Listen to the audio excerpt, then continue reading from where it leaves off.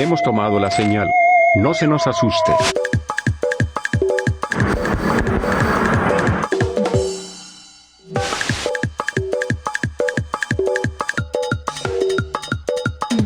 ¿Acceso a libros más allá de los libros de texto de la escuela o no tienes acceso a libros en general? Libros de texto de la escuela, solamente.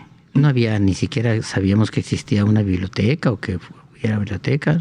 Era un pueblo totalmente aislado, rural, sin agua potable, sin electricidad, nada. Si acaso un radio de baterías que tenía algún vecino, porque me acuerdo que allí escuchábamos los radionovelas que se pasaban en aquella época para entretener a la gente que no tenía acceso a nada. Y era por capítulos también, como la serie de ahora. Calimán y esas otras. Sí, Porfirio Cadena, El Ojo de Vidrio, La Tremenda Corte, que era un programa famosísimo, cubano. Y lo veíamos Chucho el Roto y lo escuchábamos. Era cada semana un capítulo. Entonces los chamacos, los vecinos, íbamos a donde tenía la familia que tenía un radio y ahí nos poníamos todos a estar escuchando el capítulo respectivo y esperar a la siguiente semana el siguiente. Se llamaban radionovelas que hacían los sonidos del medio ambiente. Así como... Sí. Un caballo, una lámina para hacer un rayo, para una lluvia, está lloviendo. Eso ayudaba mucho con la imaginación. El desarrollo de la imaginación también, porque había que estar escuchando la radio e imaginarse cómo era el lugar donde estaba sucediendo lo que estaba narrando. Bueno, a mí me sirvió mucho eso para ejercitar la imaginación. Yo no recuerdo que alguien tuviera una pequeña biblioteca, ni en la escuela siquiera, pero mi abuelo leía mucho. Y sobre todo revistas que llegaban de otras partes del mundo, de la Unión Soviética, llegaban revistas porque mi abuelo era encargado del correo. Entonces llegaba el correo. No sé por qué llegaban esas revistas socialistas o comunistas, dijeran ahora, en el correo gratis. Creo que la embajada las enviaba y tenía permiso del gobierno. Y entonces ahí yo leía algo, veía de mi abuelo, y mi abuelo siempre estaba leyendo un libro y eso fue lo que me hizo a mí involucrarme con los libros, con la lectura. Sin que hubiera biblioteca, ni siquiera luz eléctrica para leer de noche. Me acuerdo que hace un rato que estamos platicando, hace un par de días, ¿no?, que nos vimos para comer, y me platicaba sobre este cuarto donde mantenían como cuarto refrigerado sin refrigeración, pero pues era un cuarto mucho más fresco que el resto, o de estar afuera. Y ahorita que me dices que no había luz de donde estabas, o sea, donde estabas viviendo y todo eso, y ahora que tan fácil podemos aquí, no sé, tener la botellita de agua, tener aquí el clima prendido tan a gusto, estar con estos audífonos y este micrófono aquí. Imagínate tienes en la mano una botellita de agua. Para poder tomar un vaso de agua o tomar agua, había que nosotros mismos de niños, ir hasta el arroyo, que estaba como a unos 600 metros, 500 metros, y sacar el agua del pocito ese que hacíamos en el propio arroyo. Y lo sacábamos con una hueja. Yo empecé a hacer eso a los 5 años, con una palanca o palangana, que obviamente no sabes qué era eso. No sé, por favor, pedazo. Era un tronco delgadito que se hacía y que le colgaban acá. Mi papá los hacía con un alambre que tenía unos ganchos, y teníamos unos baldes que tenían el aro de alambre con el que se cuelga, y se colgaban en ese gancho. Entonces había que ponérselo en el hombro y levantar y caminar con esos dos botecitos. Mis primeros botecitos de agua, baldes, porque no había de ese tamaño, eran unas latas de leche en polvo que había antes, que se acababan, y mi papá, todo era reciclable. El reciclado no nació ahora esta generación. Nosotros reciclábamos absolutamente todo, hasta los clavos que se oxidaban y los quitábamos doblados, porque en esos tiempos pues no había nada, todo era reciclable. Y esos botes de leche, cuando se acababan, mi papá les ponía estos aros de alambre y luego los colgábamos y nos hacía cada quien su palanca, y en la medida que íbamos creciendo, el bote de agua iba creciendo también, porque teníamos fuerza ya para traerlos más grandes. Entonces la obligación de los niños era a las 5 de la mañana, antes de que amaneciera, salir e ir al arroyo a traer agua de ese pocito hecho a mano. Pues ahí nosotros aprendimos a valorar las cosas, a valorar, porque si no teníamos agua, si no íbamos nosotros mismos por agua, no íbamos a tomar agua y nos íbamos a morir de sed. Era una responsabilidad consciente que nos enseñaban los papás desde los 5 años. No había tiempo para jugar. Claro que sí teníamos juguetes y jugábamos, pero eso era después. Regresábamos a la casa, llenábamos la olla de barro, que todavía existen en los pueblos. Qué rico cuando que es una fresca, sí. Fresca el agua. Y tomábamos el agua. Y mi mamá la potabilizaba, imagínate cómo, el agua de allá del arroyo donde tomaban los caballos y los animales, llena de cualquier animal. Y mi mamá usaba un aro con filtro, con tela de manta. ¿Qué tanto podría filtrar? Pues nada, los ramas y los... Entonces tomábamos esa agua, creo yo, bastante contaminada, pero no recuerdo que nos enfermáramos de algo. Entonces, ya que terminaba ese trabajo, ya podíamos ir a la escuela, que estaba ahí a las 8, muy cerca, en el pueblo. Estaba a 100 metros de mi casa, 50 metros, 100 metros de mi casa, en mi caso. Entonces, esa era la forma de vida en los años 60, porque yo nací el 59. Y estaba ese cuarto que te platiqué, pero también estaba el cuarto de la televisión, que no te conté, que era la cocina, si se podía llamar la cocina, donde estaba la hornilla, porque se cocinaba con leña, y donde había un pretil, que es de lodo, de barro, y ahí se cocinaba. Entonces, cuando en la noche, nosotros nos iluminábamos con lámparas de petróleo, que son estas que todavía las venden y que tienen un vidrio así grande, un tubo de vidrio, que tengo todavía en mi casa como 5 ahí de colección. Entonces, cuando en la tarde ya, como oscurecía pronto, porque no había electricidad, lo único que quedaba era una lámpara de petróleo, una cachimba pues, y la luz del fuego que estaba en la hornilla. Y entonces nosotros nos reuníamos ahí a escuchar la serie. Las series siempre han existido, como te dije. Todo lo que hoy dicen que inventaron siempre ha existido, nomás que no lo saben. No había televisión, obviamente, ni sabíamos que existía la televisión. Y mi tío, hermano de mi abuelo, mi tío abuelo, Artidoro se llamaba, que vivía con nosotros en la casa, siempre había un anciano en mi casa, tenía una gran vocación de narrador, de cuentacuentos. Y todas las noches nos contaba un episodio de un cuento que no teníamos idea de qué se trataba, pero él nos contaba. Y duraba, pues yo creo que 1 hora, pero era muy estricto. Si alguien se dormía, pues éramos 6, 7 hermanos. Si alguien se dormía, él usaba la ley aquella de 12 al patíbulo. Si uno falla, todos son ejecutados. Entonces nadie podía fallar. En la película esa de los soldados, 12 al patíbulo. Y era igual, si alguien se dormía, y era normal que nos durmiera, pues sobre todo yo que era de los más pequeños, suspendía la narración, porque decía que no le estábamos poniendo, si uno no le ponía atención, los demás, ya, se acababa. Y el siguiente día continuaba el capítulo. O si alguien interrumpía, haciendo preguntas tontas, si alguien interrumpía, teníamos que estar calladitos y escucharlo. Y nos contó muchas historias que yo las dejé en mi memoria, como por ejemplo una historia que nos contó que él tenía 4 amigos que se llamaban Porthos, D'Artagnan, no me acuerdo qué, y él, que eran los justicieros en la región, en la comarca de la sierra donde vivíamos, que el pueblo estaba al pie de la Sierra Madre Occidental, la sierra de Chihuahua, la Sierra Tarahumara. Vivíamos en los límites de los guarijíos y los tarahumaras, entonces los veíamos igual, a los mayos también. Y él recorría la comarca con sus amigos, esos 4 que tenía, y nos contaba las aventuras que vivían. Entonces imagínate, para un niño, una explosión de imaginación, en mi caso, ¿no?, que tengo vocación para eso.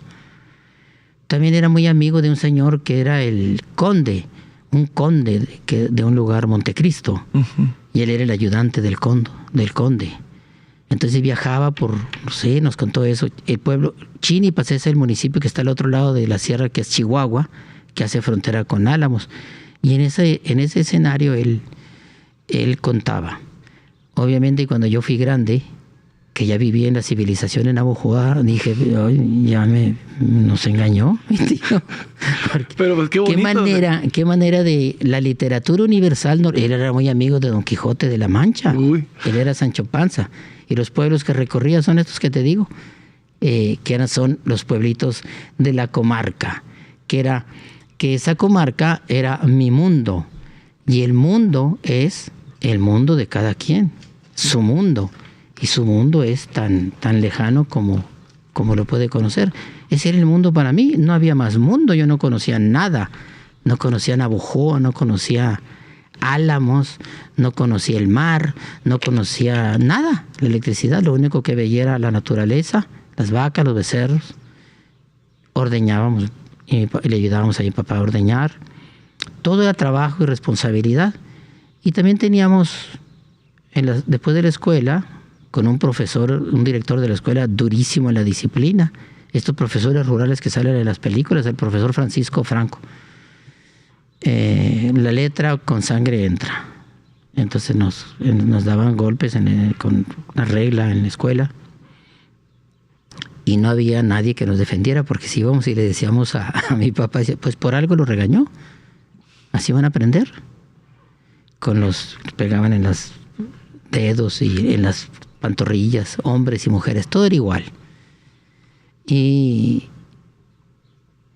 así vivimos, conocíamos nomás la naturaleza, los caballos, las vacas, la lluvia, las frutas del campo cuando llueve, y era una diversión fabulosa. Era como la isla yo les digo a mis hijas que era como la isla, la familia Robinson en la isla aquella, que vive una familia en la televisión. ¿Pero que perdidos en el espacio eso? No. La isla de Gilligan, ¿no?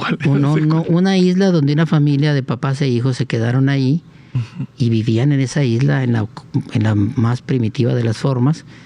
Y es un programa de televisión. La Robinson en la isla, no me acuerdo cómo se llama. Y pues era el mundo más feliz que pudiera existir. Porque pues no había enfado. Y lo más importante, éramos felices, digo yo, porque no como no conocíamos nada, no deseábamos nada. Y cuando uno no desea nada, pues no sufre. Por ejemplo, si queríamos juguetes, pues hacíamos nuestra propia pelota de tela y lona. No teníamos guantes, jugábamos con un palo de guasima, era el bat, y no necesitábamos desear uno en una tienda, porque no sabíamos. Si queríamos, cortábamos otro pedazo y hacíamos otro bat, y ya, se quebraba. Había miles de bats que hacer, y pelotas. No usábamos guantes, era mano limpia. El béisbol, también se jugaba el voleibol. Ya un poco más grandecito recuerdo que hubo béisbol, pero ese lo juntaban los grandes. Entonces vivíamos en el arroyo. No hay alberca más hermosa que el tanque de agua de un arroyo. Éramos felices ahí, bañándonos en el arroyo con agua fresca y natural. Ni sabíamos que existían las albercas. Entonces vivimos una infancia muy felices. No deseábamos nada. Todo lo hacíamos nosotros. Todo era reciclable. Las latitas de salchichas de Viena o de carne endiablada o de sardina o de atún eran juguetes también. Los huesitos, no sé en qué parte de las vacas van, que tienen una forma así de animalito, eran las vacas que jugábamos con ellos. Solamente nos regalaban, como regalo de Navidad, eran unos carritos que ya no existen, que eran de lámina. Unos trocas de lámina. El Tonka famoso, de ese tipo. De ese tipo, digo yo, no digo que la marca Tonka. Eran artesanales, los hacían en México. Mi papá los compraba, yo creo que en el mercado de Navojoa. Comíamos mucha fruta, porque mi abuelo tenía una vocación como el personaje de Mauricio Babilonia, el de 100 años de soledad, que siempre había mariposas amarillas alrededor de Mauricio Babilonia. Alrededor de mi abuelo siempre tenía que haber árboles frutales. Donde él estaba tenía que haber una huerta de árboles, y él las cultivaba. Y y comíamos de todo, porque el clima subtropical se presta para eso. Entonces, la única fruta que yo recuerdo que no conocía era la fresa. Esa la conocí. Y las cerezas también en frasco. Pero todas las frutas, pues las comíamos silvestres, pitayas, guamúchiles, arrayanes, uvalamas. Éramos como los pájaros. Nosotros también, y comíamos lo que el queso que había ahí, leche. Y ese cuarto que dices de la casa que te conté, como no había refrigerador, entonces en las casas había que tener un cuarto fresco. Normalmente es en el sótano, pero no se podía porque la roca era muy dura ya. Y los indígenas mayos y tarahumaras hacen una cuevita así que se llama sonogori, y ahí guardan las cosas para que estén frescas. Y en la casa había ese cuarto que estaba al fondo, casa de adobe, que siempre estaba cerrado, no tenía ventanas y era fresco. Comparado con los de acá, pues era fresco. Entonces ahí se guardaba la despensa. Toda la fruta, todas las comestibles que hay mismo. Las calabazas se guardaban ahí.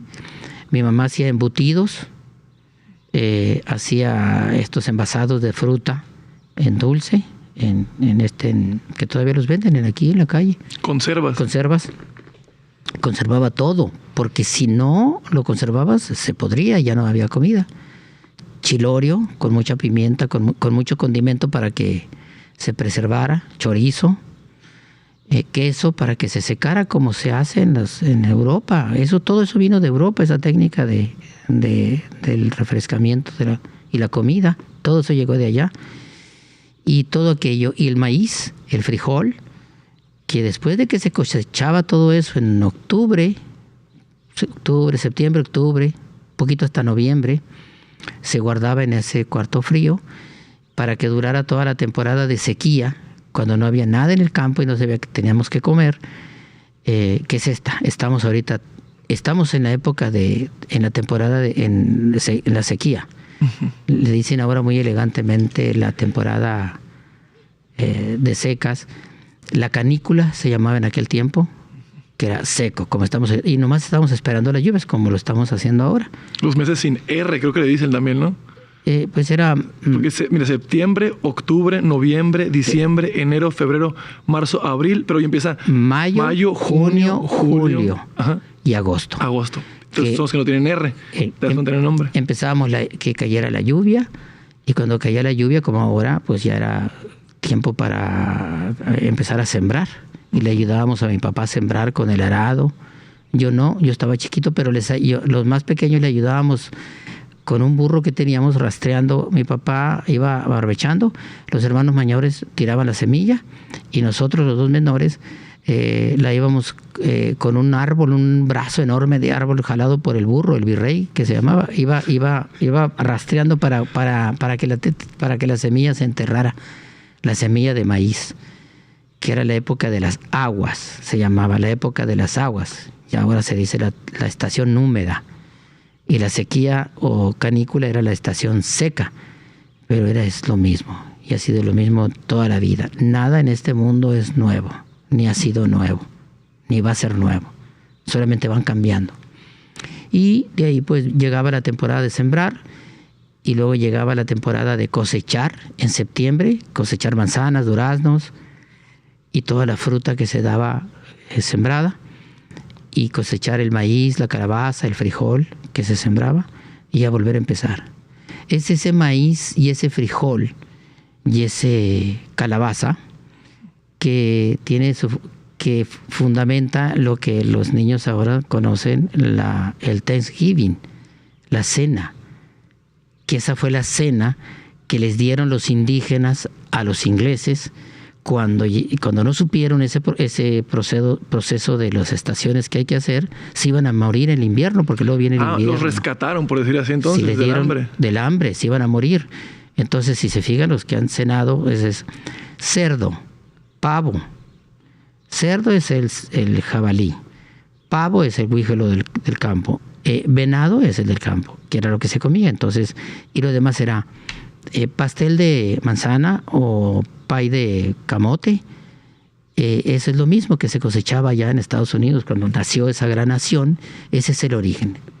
Y de esos que se salvaron de comer eso que los indígenas comían, son los padres fundadores de todos los norteamericanos que nacen en ese país. Por eso a mí me parece absurdo que en México los jóvenes festejen el Thanksgiving. ¿Qué tiene que ver el Thanksgiving con esa historia que te estoy contando? Nada. No. La comida explica. Quien tiene que festejar es los gringos, porque es el culto a la nación. Sin eso no hubiera existido esa nación, dice él, porque les dieron esa comida. Venía el invierno y allá sí hace mucho frío y nieva, y ellos se podían haber muerto, esos 21 tantos, no sé qué, que los indios les salvaron la vida. Y en el siguiente verano se echaron a los indígenas que los habían salvado el verano anterior. Y acabaron con todos los indígenas de Estados Unidos. Nosotros deberíamos de festejar algo que tenga que ver con la llegada de Hernán Cortés y este mestizaje, que eso es lo que somos, mestizos, y no hablar mal de Hernán Cortés, porque Hernán Cortés es nuestro padre. Ese mestizaje, que somos mestizos nosotros, somos padres de ellos. La mezcla entre el español y el indígena. Los indígenas sí pueden renegar de esos españoles que vinieron. Nosotros los mestizos no. Esos que vinieron, esos españoles, y depredaron este país y nos quitaron todos, si nosotros somos hijos de los españoles, en general, ¿no? Somos descendientes de ellos. Y nosotros deberíamos de festejar cuando llegó Cortés y se cruzaron los primeros con los primeros indígenas. Los indígenas puros que todavía existen, esos sí tienen derecho a reclamar. Pues mira, como dicen en los pueblos de Sonora, agarre monte ya. No, súper. Pero así era la vida en ese mundo en el que yo crecí. No había mucho que ver, pero cuando mis papás decidieron que nos viniéramos a vivir a Navojoa, ¿a qué? A la educación, a buscar el progreso, porque mis papás estaban convencidos que el progreso se logra con la educación, la capacitación, y todos. Mi papá tenía una troca de esas de toneladas, se le dice ahora, esas que tienen dos llantas en la parte trasera, o sea 4, que ya casi no existen, y subimos todo lo que teníamos. Entre otras cosas, subimos la despensa, porque la despensa era el cerdo que se engordaba en la casa al año, todo el verano. Sufría también hambre en las secas, pero en la lluvia pues comía muy bien, y cuando las cosechas comía muy bien, pero lo estábamos engordando para comérnoslos a él, porque él era la comida. Entonces era la despensa, eso se mataba en el invierno, en las navidades, para hacer pozole, y lo que se podía comer rápidamente, y lo demás hacerlo inmediatamente, chilorio y chorizo con especias para que se conservara. Y luego volvíamos a buscar otro cochito y lo volvíamos pero esa vez nos vinimos en junio y nos trajimos. Yo nunca entendí por qué nos habíamos traído el coche, porque nosotros teníamos un perro. Tenemos los hermanos un perro, pastor alemán, y mi papá no quiso que nos los trajéramos, porque dijo, en la ciudad no se puede tener perros, dijo. Pero ¿por qué sí se puede tener un puerco?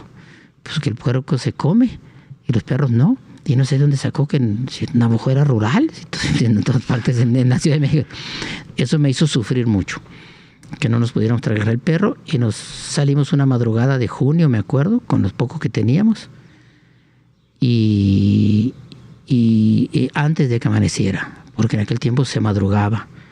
Entonces, cuando salimos del pueblo, antes de salir hay una subida, ya hay un puerto. Se le dice puerto a este parteaguas cuando ya entras a la otra cuenca.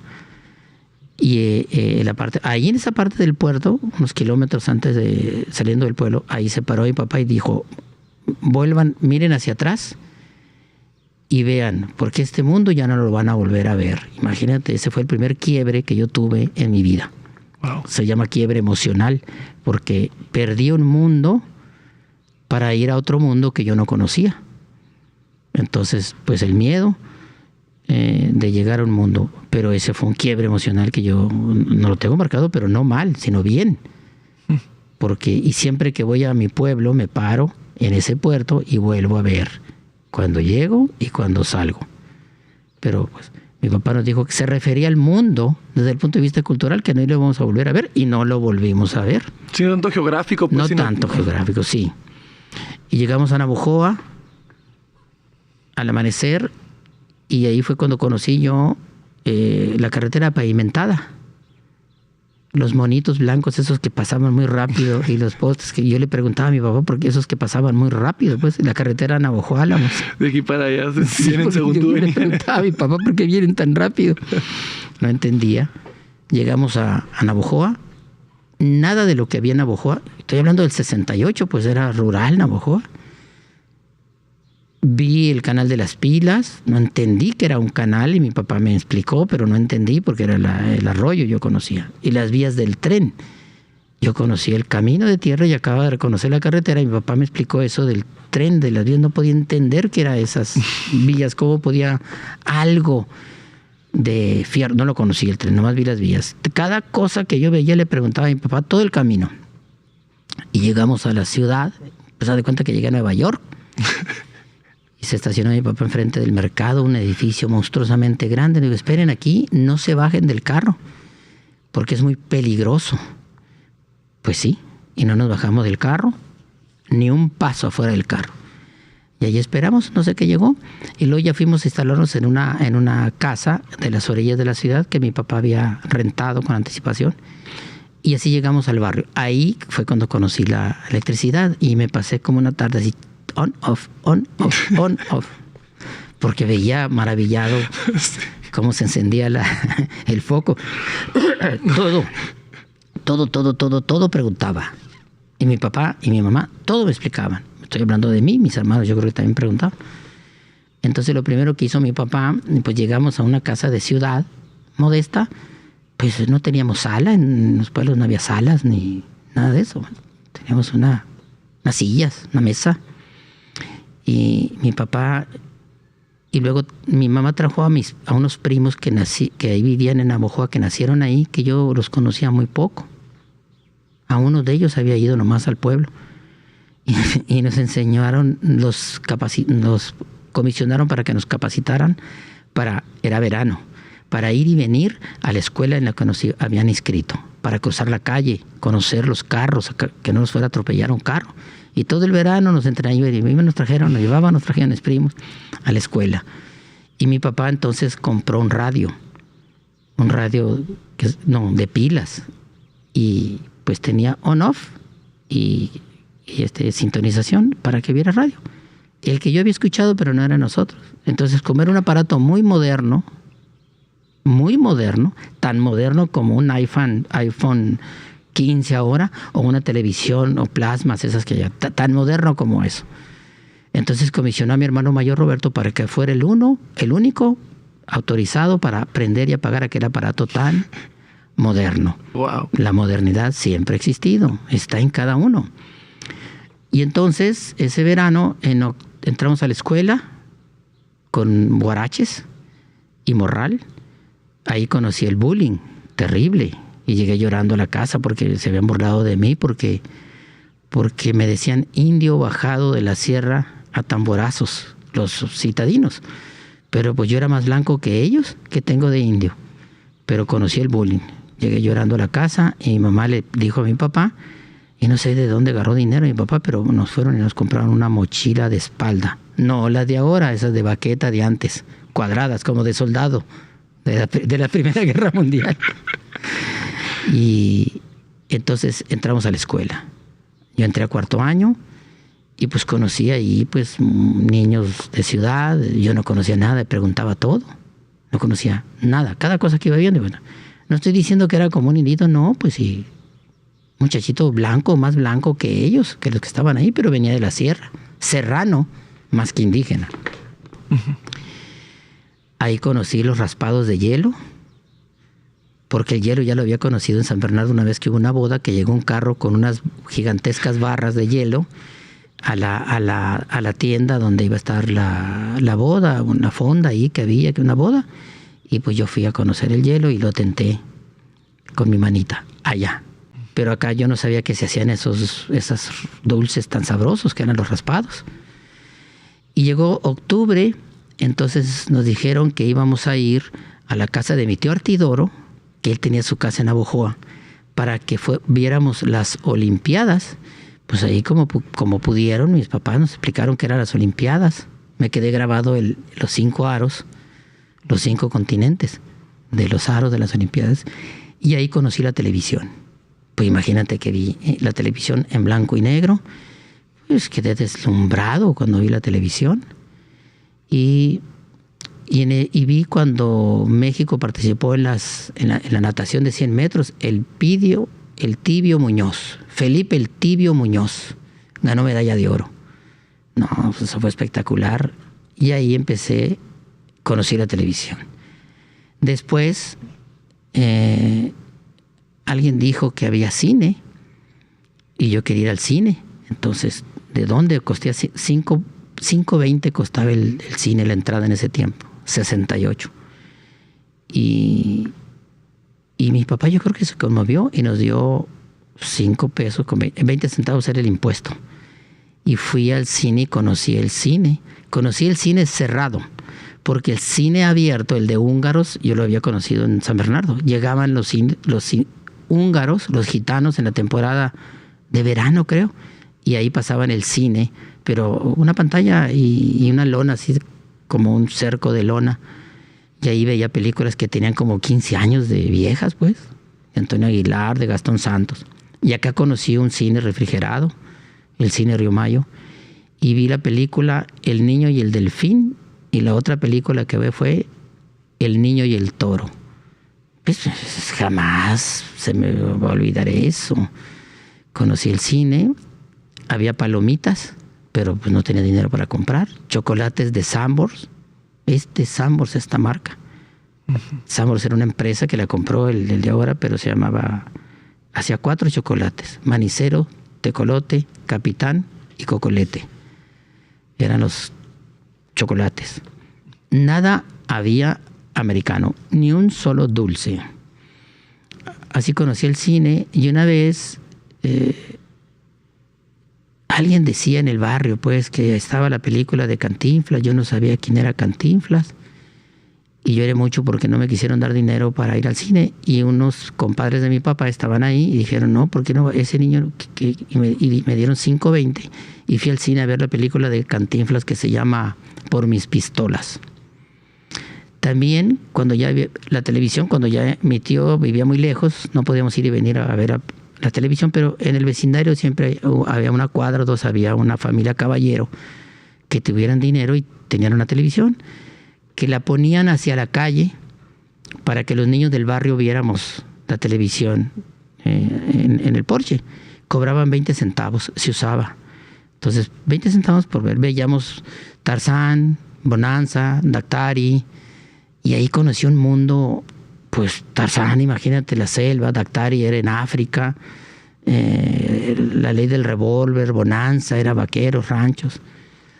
Así fue como se fue desarrollando y explotando mi imaginación, que si ya la tenía ya, pues con eso, pues más, el radio y eso. Y me acuerdo que una vez salió un anuncio de un niño que anunciaba algo, el Gansito, y ese niño me dijo, no es un niño, dijo alguien, es un señor, se llama Chabelo.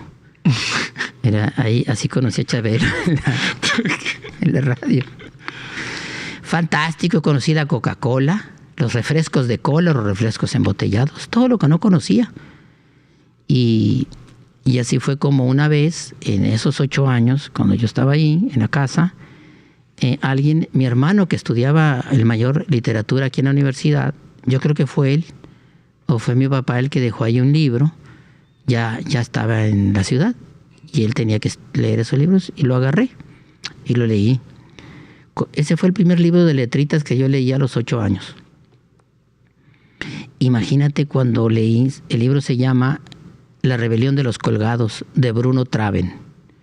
A mí nunca me habían gustado las revistas de monitos. Yo quería leer letras desde que era niño, porque yo aprendí a leer solo a los 4 años, leyendo lo que estaba en una de esos anuncios de las tiendas, un almanaque.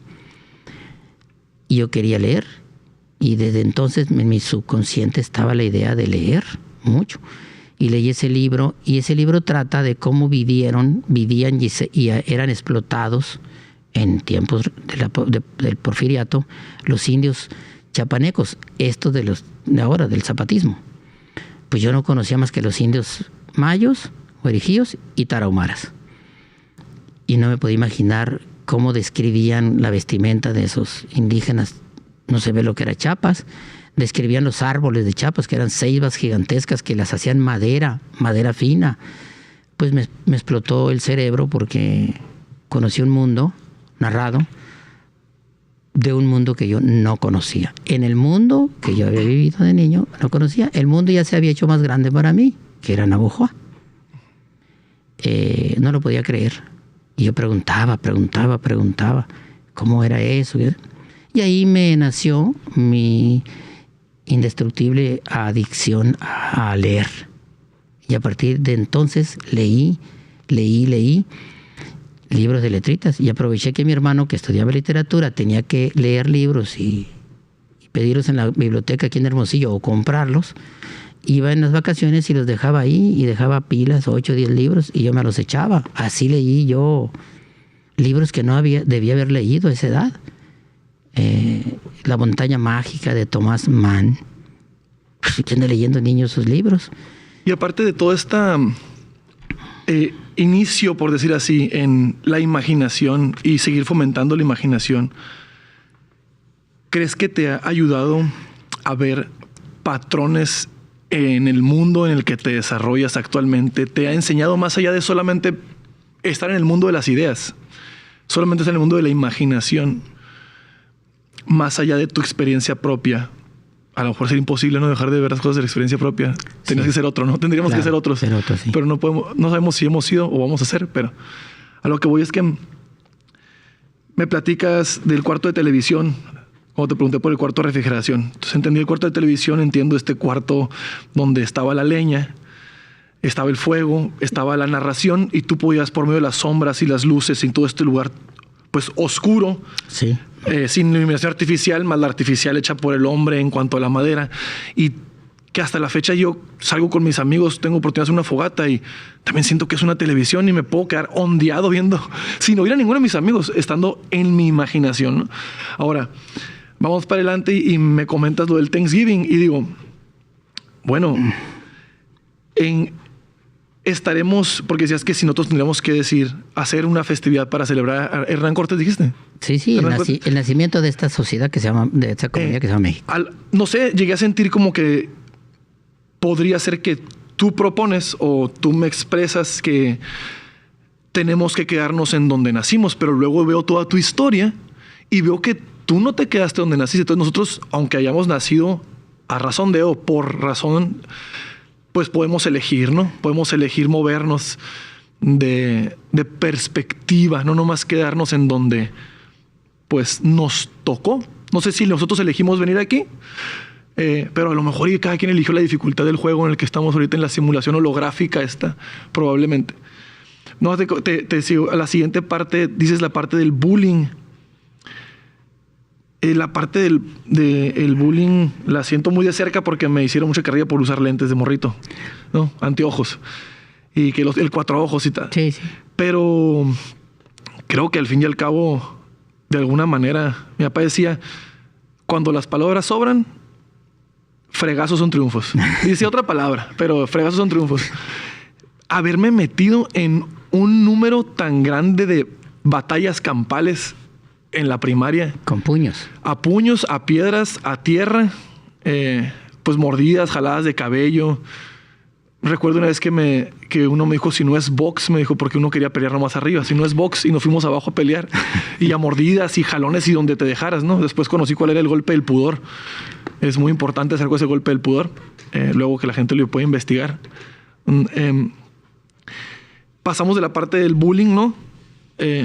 Ahora al mundo de encontrarte con estos libros, con tu hermano que estudió letras, me dices aquí, ¿no? Letras Universidad de Sonora. Sí. Que los de letras siempre se les no sé si en aquel entonces también, pero de que traer el morral, oliendo a pachuli. Ni siquiera sé qué es el pachuli, pero sé que es lo que se decía, que oliendo a pachuli y los cabellos y tal. Que a lo mejor yo podría hasta parecer un hippie de letras, pero no lo sé, ¿no? Sí, sí, sí. ¿Cómo lo describía? Yo ahora lo veo yo te ahorita. lo digo. Sí, lo dices. Tú eres un hippie. Sin embargo, a lo mejor un yuppie por la lana, las herencias y haber decidido dejar. Pero mi hermano mayor entró a letras no porque tuviera vocación de literatura. Estudió letras porque no tenía matemáticas para empezar. Pero quería él estudiar la otra que no es matemáticas, era leyes. Ajá. Pero él trabajaba para poder comer, empleado de la universidad, y en leyes tenía las clases en la mañana y letras en la tarde. Entonces dijo, pues entro a letras. Y era un estudiante de letras fifí, porque él ni tenía vocación ni de hippie ni de nada. Yo no podía hacer eso que tú hiciste de defenderte, porque yo era muy chiquito, fui un niño muy chiquito de tamaño. Sigo siendo no muy grande, ni fuerte. Era el niño enclenque, pero tenía la capacidad de hacerme de amigos y convertirme en líder de ellos. Entonces yo tenía guardaespaldas y tenía una capacidad muy grande de que me defendieran. Entonces en la secundaria me acuerdo que uno me daba una carrilla. Yo fui prematuro en la escuela también, pues terminé la primaria a los 11 y a los 14 la secundaria y la prepa a los 16. Y era chiquito. Entonces me acuerdo que me daba mucho bullying un muchacho. Y yo era muy amigo, pues claro, y era líder, tenía mi grupo, de un indio mayo muy antote. Entonces le dije, vas a ver cómo te va a ir conmigo. Y vine y le dije a mi gorilón, le dije, pégale una madriza. Y fue una madriza épica la que le pegó. La sentiste propia, fue victoria tuya, fue, aunque no metieras un dedo. Y al final, cuando todo estaba sangriento, le dije, ya sabes cómo te va a ir. Entonces, pues así aprendí a defenderme con mi cerebro, no con mis puños. También eso que dices del fuego y todo lo demás, por supuesto que eso me enseñó una enorme capacidad de observación a mí. Entonces, muchos sigo haciendo fuego, pues sigo haciendo camping. Yo estudié geología, es mi mundo, aunque nunca lo ejercí. Yo observo el fuego. Para mí el fuego no es una cosa que... No, yo observo las figuras, y observo las plantas, y observo los animales, y observo todo, y me desarrollé una enorme facilidad de observar.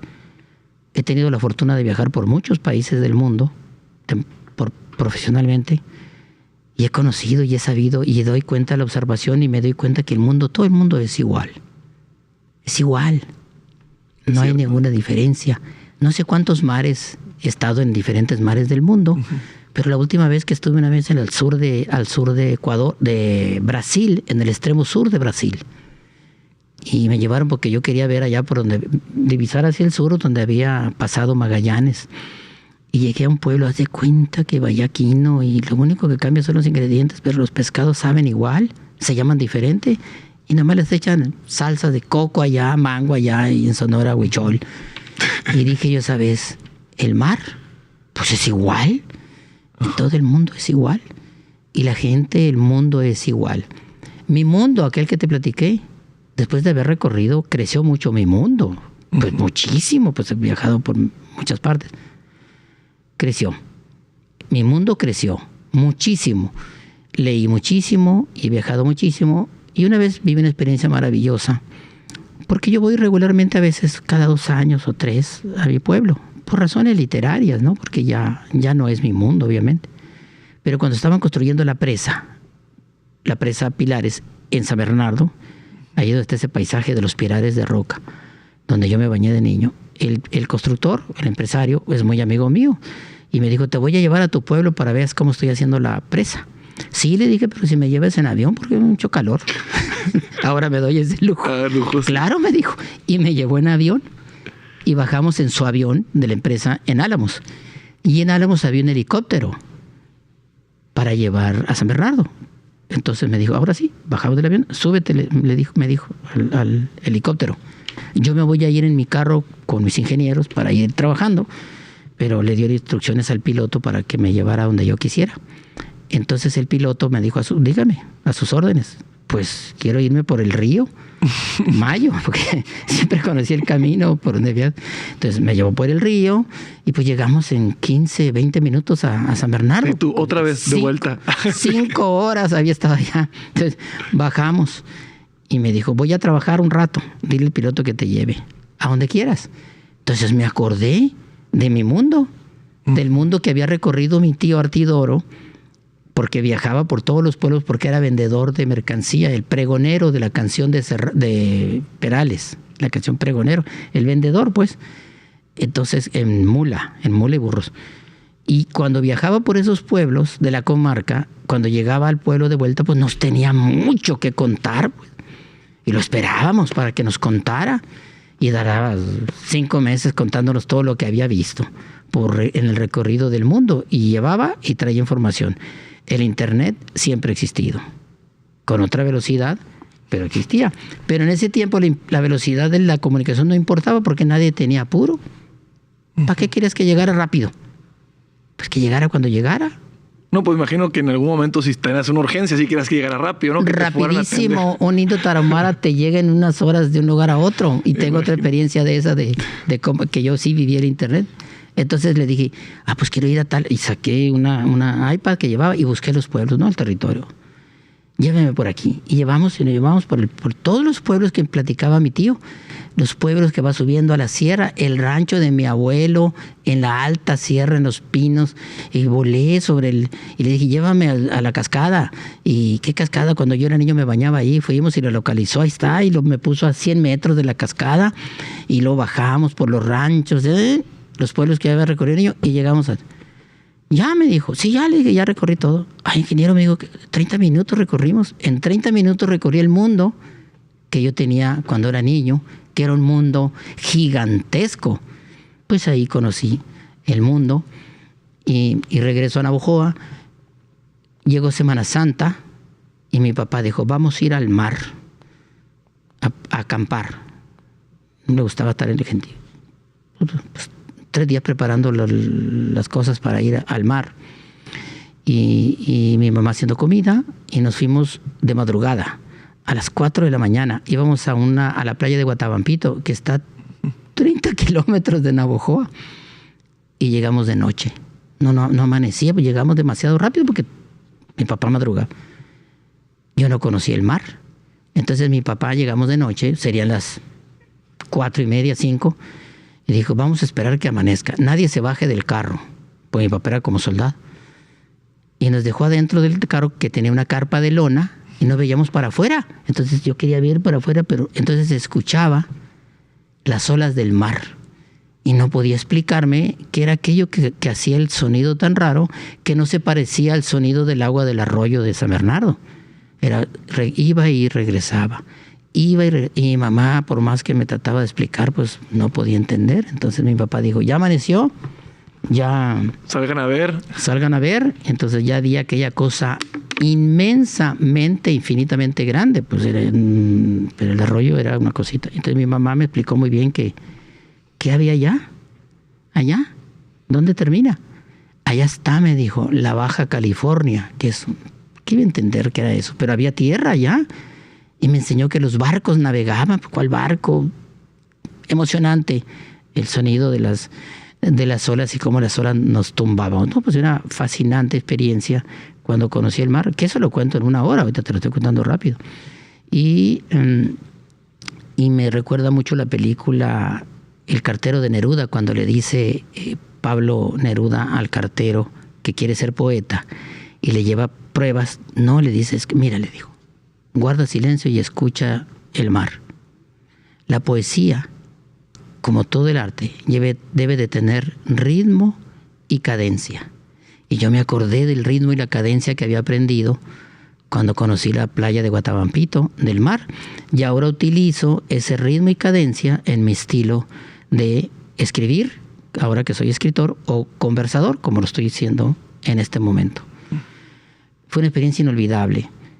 Y después, como te dije, después de recorrer muchos mares, llegué a la conclusión que todos los pinches mares son iguales que Guatabampito. en la madrugada, es igual. Después mi papá pudo comprar una televisión, que era un aparato carísimo. era como comprar un carro hoy en día. Las vendían en abonos, como carros, carísimos. No sé cómo le hizo mi papá y compró una televisión que tardaron como 3 meses en traerla, instalarla, porque se eran por pedido. Pues ya teníamos televisión en mi casa. Ya la había conocido cuando llegamos, pero ahora 2 años después las teníamos en la casa. Y ahí me aficioné mucho a los programas de televisión, sobre todo a los documentales de la naturaleza, que desde entonces los pasaban, y me aficioné mucho a los documentales. Yo soy un fanático de los documentales. Y obviamente del cine, porque sigo viendo el cine como lo vi a mis 8 años en el Río Mayo, en el cine Río Mayo de Navojoa. Todo eso marca la vida de las personas. Y obviamente, después de haber visto todo eso, bueno, y todavía no llego a Hermosillo, cuando nos vinimos a vivir a Hermosillo el 76, era una monstruosa ciudad para mí, 320,000 habitantes. Después de haberme desarrollado profesionalmente, después de haber recorrido todo el país, lo conozco, y he viajado por muchas partes del mundo, desde ese niño que te estoy platicando desde que inicié, pues hasta estar sentado enfrente del Coliseo Romano, la Torre Eiffel, o una ciudad italiana, un pueblo italiano, un pueblo suizo. Pues a mí ya no hay nada que me sorprenda. Nada. Súmale a la literatura que tanto he leído y que también se aprende mucho y se viaja mucho con la literatura, pues no hay nada que me sorprenda. Yo digo que el mundo es igual, simplemente cambia para que nada cambie. A mí no me digan que el celular y el internet, nada. Lo que pasa con estos medios de comunicación que tenemos ahora, que es el internet, somos consumidores de un enorme, millones de toneladas de datos, pero ni un gramo de información. Solo datos. Nadie razona, nadie procesa, nadie analiza para convertir los datos en información y poder entender el mundo y crear algo que sirva de algo para la humanidad. Pero si estás ahí idiotizado, es como si, pues, cuando yo era niño me la pasara escuchando el radio. Pero ahora esa es la diferencia. Y la rapidez, pues ¿para qué queremos algo rápido? Como dijo el muchachito que dice, ustedes tienen el reloj en los bereberes, muy famoso, que es un intelectual francés, que allá el tiempo lo va marcando uno, lo va marcando la naturaleza, no el reloj. Entonces él dice, ustedes tienen el reloj, pero nosotros tenemos el tiempo. Que esa es la diferencia de ahora. Que la gente se esté enajenando a la nueva generación con una frivolidad, que no analizan, que no leen, que no ejercitan la imaginación de la literatura, de la pintura, de la escultura, del cine. Ven puras películas que no tienen contenido, ven puras cosas que no tienen contenido, que no les aportan nada. ¿Para qué sirve si no te aporta nada? Desde el punto de vista humanístico, para ser mejores seres humanos. Pues mira, hace rato comentaste que el observar, ¿no? La contemplación, pues, ya sea un árbol o un pájaro o una piedra o una puesta de sol. O sea, el sol no necesita el método científico para ponerse, ni para salir, ni para meterse o seguir donde está. Pues la Tierra realmente es la que está girando en torno a él. Pero no necesita del método científico la Tierra, ¿verdad? Ni que la señalemos como Tierra para seguir siendo la Tierra. En este caso creo que la forma, veo como una dualidad o sea, casi prácticamente como una dicotomía en la forma en la que me platicas una parte de la historia, pero al mismo tiempo hacemos referencia a lo, no sé si decirle actual, porque siempre es el presente. Siempre es el presente. ¿Verdad? Y siempre es la modernidad. Siempre. Sí, cierto, siempre es la modernidad. Lo más moderno, hace 50 años era lo más moderno como el mismo hecho a lo mejor de observar un árbol y observar una película de Marvel puede brindar, depende de quién está observando, ¿verdad? Como cuando el día que platicamos lo de las máscaras, pues, a lo mejor verle la cara al Capitán América, esta puede ser choqueante, pero está hablando de la misma esclavitud, pues, o sea, está hablando del mismo tirano, está hablando de la misma... De la misma maldad. De la misma maldad. Pero a lo mejor cuando se mueven los patrones que podemos reconocer, nos sentimos o yo me he sentido a veces falseando, pues, ¿no? Pero cuando me haces, pues en este caso me haces recordar aquellos momentos de contemplación y me detengo, observo, contemplo, inclusive ni siquiera metiéndonos a métodos de meditación, de observar la respiración. La naturaleza el puro es hecho el de- método científico y la ciencia la propia naturaleza. Entonces nos ponemos y observamos. Justo es lo que te preguntaba antes cuando te hice como este pequeño recapitulación de lo que platicamos. Si has encontrado un patrón o un ciclo.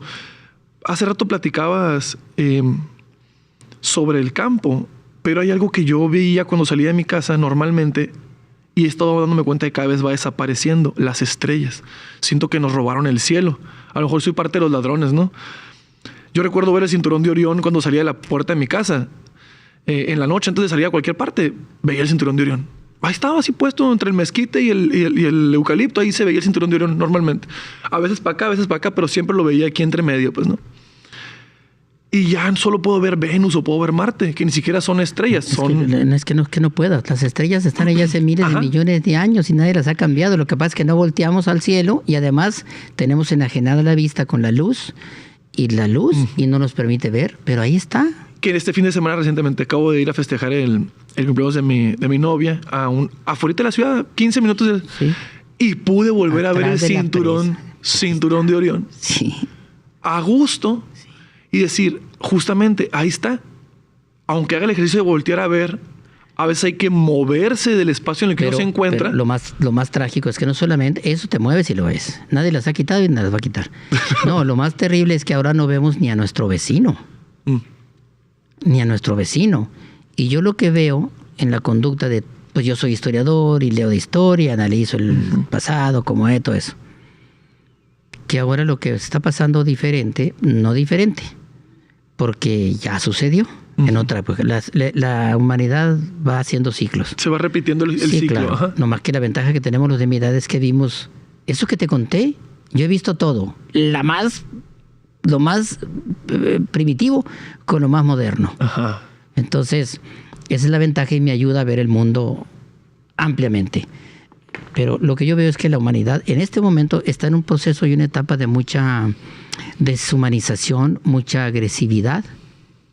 Mucho no observan, no entienden, no comprenden al otro, no ven al otro. Entonces está muy agresiva y me recuerda a la película El planeta de los simios. Ok. Estamos convirtiéndonos en simios. Por todo. Todo se resuelve agrediéndose unos con otros. Y no estoy hablando de las matanzas de los delincuentes. No. Los ciudadanos. Tú no le puedes decir nada al de enseguida. Ahora estuve en la playa, en Miramar, y se estaba levantando una familia. Y cuando íbamos llegando, y le dije, disculpen, le dije al muchacho de unos 24 años, ¿van a dejar la basura o se la van a llevar? Y me vio, casi se me venía encima. Entonces la señora, la mamá, no sé, recogieron el pañal, ahí lo estaban dejando. Como Juan Gabriel, lo que se ve no se pregunta, Sí. casi te dice. Entonces la recogió y la señora viene y me dice, el muchacho al irse dice, pinche viejo márgaro. Fíjate la conciencia de que esa es la juventud o es la nueva generación. Y la señora vino, después de que recogió, irónicamente me dijo, pues ya recogimos la basura, ¿eh? El que estaba mal era yo. Y si le digo yo, chamaco insolente, se me viene encima como un orangután. Estamos en esa etapa y en el carro, cuando vamos manejando, ahí no se agarran a golpes. Entonces, y todos tienen derecho y nadie tiene responsabilidades. Todo tiene derecho a que no te vean, que no te toquen, pero nadie enseña responsabilidades. Entonces, ya fue la humanidad así. Bueno, la época de la barbarie ya existió. No es nada nuevo. Y eso va a pasar. Y me dicen, ¿se va a acabar el mundo? No se va a acabar el mundo. La Tierra tiene para eso y más. Soy geólogo, te dije. Entiendo cómo se comporta la Tierra. Y la Tierra tiene para aguantar cualquier insecto en su piel. Cuando la naturaleza, la Tierra, sienta que se está afectando su equilibrio, Va a subir la temperatura. No. Y nos va a asfixiar. Ya nos mandó un microbio misterioso, como dice Sabines en su poema Me encanta Dios, Cuando nos quiere, nos manda, nosotros creamos las penicilinas y él nos manda, inventó las bacterias mutantes. El COVID, ahí está la prueba. La Tierra nos desaparece de aquí en un minuto. Cuando yo hablo de eso, por ejemplo, ya nos puede subir la temperatura. Claro que sí. Y que el cambio climático, los que estudian la geología, la historia de la Tierra, deben saber que hubo glaciaciones. ¿Y qué eran las glaciaciones? Cambio climático. ¿Y había millones de habitantes? No. Había como 1000. Y Dios creó y desapareció a las muchas especies si no había gente. Entonces, la Tierra, dije Dios, la Tierra reacciona y nos manda estos calorcitos para que veamos. Entonces, eso es lo más básico.